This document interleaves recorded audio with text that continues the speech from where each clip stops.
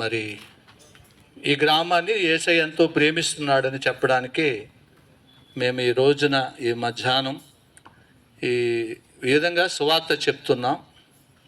అవును, ఇది మీరు అనుకోవచ్చు, వీరేంటి ఇలాగ ప్రకటించుకుంటూ వచ్చారు అని అనుకోవచ్చు. అయితే ఇది మీకు ఒక మంచి వార్త చెప్తున్నాం. దీన్నే గుడ్ న్యూస్ అంటారు. లోకంలో ఎక్కడ చూసినా భయంకర వార్తలు వింటున్నాం. మనిషికి నెమ్మది లేదు. ఈ మధ్యకాలంలో ఎన్సైక్లోపీడియా అనే వారు చెప్తున్నారు, ప్రపంచంలో 90% ఒక వ్యాధితో బాధపడుతున్నారని చెప్తున్నారు.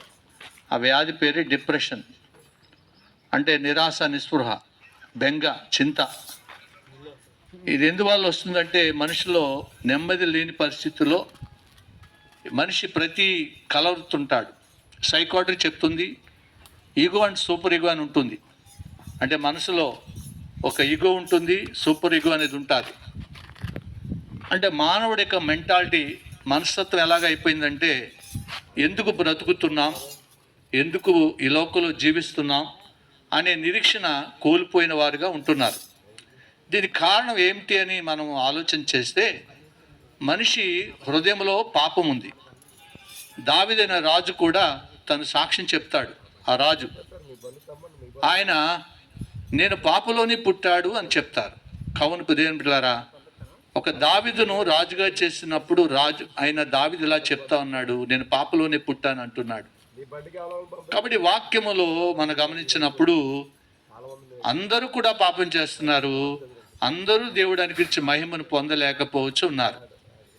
అందుచేత వాక్యం చెప్తున్నది, మనుషులు నమ్ముకున్నటి కంటే దేవుడు నమ్ముకోవడం ఎంతో మేలు. కావున దేని బిడ్డలారా, యేసయ్య మానవులను ప్రేమించి ఈ లోకానికి వచ్చారు. అందుకనే జక్కయ్య అనే వ్యక్తి యేసయ్యను చూడాలని మేడి చెట్టు ఎక్కినప్పుడు ఆ మేడి చెట్టు దగ్గర రాగానే యేసయ్య చెప్తారు, జక్కయ్య త్వరగా దిగంటే అప్పుడు జక్కయ్య చెప్పారు, నశించిన దానిని వెతికి రక్షించడానికి ఈ లోకానికి నేను వచ్చానని చెప్తారు. కావున దేని బిడ్డలారా, అజ్ఞాన కాలము దేవుడు చూచుచున్నట్లుగా ఉన్నాడు, కానీ ఇప్పుడైతే అంతటా అందరూ కూడా మారు మనసు పొందాలని చెప్తున్నారు. యేసయ్య చెప్పారు, నేనే మార్గము, నేనే సత్యము, నేనే జీవని చెప్పారు. కావున దేని బిడ్డలారా, మనం పరలోకం చేరాలంటే, అనగా మోక్షం చేరాలంటే ఒక యేసుక్రీస్తు ప్రభువారి ద్వారానే మనం చేరగలుగుతాం. అహం యజ్ఞాస్మన్, అహం అనగా దేవుడు, యజ్ఞం అనగా బలైపోవటం. కాబట్టి యేసుక్రీస్తు ప్రభువారు సర్వమానవాళి పాపముల కొరకు తన ప్రాణాన్ని శిలువ మన కొరకు ప్రాణం పెట్టారు. అందుచేత ఆయన మరణించడం ద్వారా, ఆయన సమాధి గెలిచి లేచడం ద్వారా ఆయన ఇప్పుడు కూడా సజీవుడైన దేవుడిగా ఉన్నాడు. కావున దేని బిడ్డలారా, ఈ మాటలు చెప్తున్న నేను కూడా ఒకప్పుడు పూజలు పునస్కారాలు చేసిన వాడిని, యజ్ఞ జపతపాలు చేసిన వాడిని. అటువంటి భయంకర పరిస్థితుల్లో క్రీస్తు అంటే ద్వేషించేవాడిని. యేసయ్య అంటే వీని వేరే దేశస్తుల దేవుడు అని నేను చాలా యేసు ప్రభు అంటే చాలా ఒప్పుకునేవాడిని కాదు. నా డిగ్రీ చదువుతున్నప్పుడు కూడా నేను పంచి కట్టుకుని చెవిలో పువ్వు పెట్టుకుని నేను కాలేజీకి కూడా వెళ్తూ ఉండేవాడిని. బాగా నిష్ఠ నియమంతో బ్రతుకుతూ ఉండేవాడు. మా తాతగారు హరికథ చెప్తూ ఉండేవారు. అటువంటి భయంకర పరిస్థితుల్లో నేను కేవలం